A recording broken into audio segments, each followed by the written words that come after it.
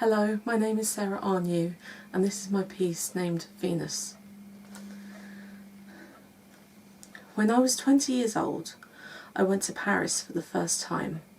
The city captivated me, and my friend and I ended the trip with a visit to the Louvre. We were young art students, and we wanted to feel cultured and sophisticated. We wandered around the museum for hours, marvelling at the art, when we arrived at the Venus de Milo. We stopped there, staring at her, feeling self-conscious in our ogling. "She is beautiful," my friend murmured, and I agreed, although I never quite felt what I think she was feeling. I never really understood love or desire in my youth. A devotee of myths and legends, I felt drawn to Athena and Artemis, but never Aphrodite. I didn't have a use for her. I didn't understand her.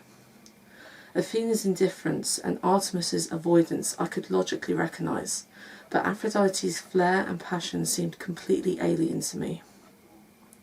I couldn't imagine feeling so strongly for someone that I would take the world to war, or to rip the world asunder. As I grew up, I expected to feel these things. When people asked who my crush was in secondary school, I would make something up.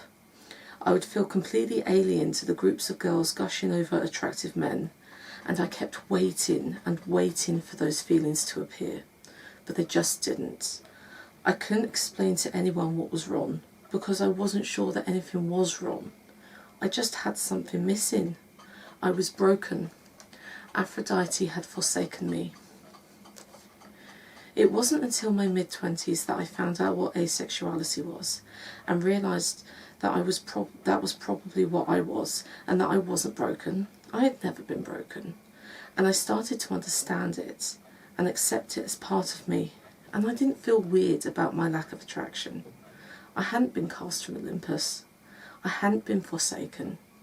I was just different. When I was 28 years old, I went travelling around Europe.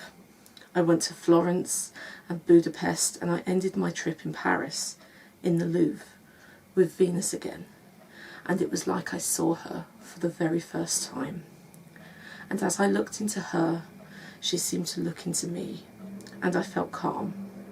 It felt right. Aphrodite had accepted me. Thank you so much for watching.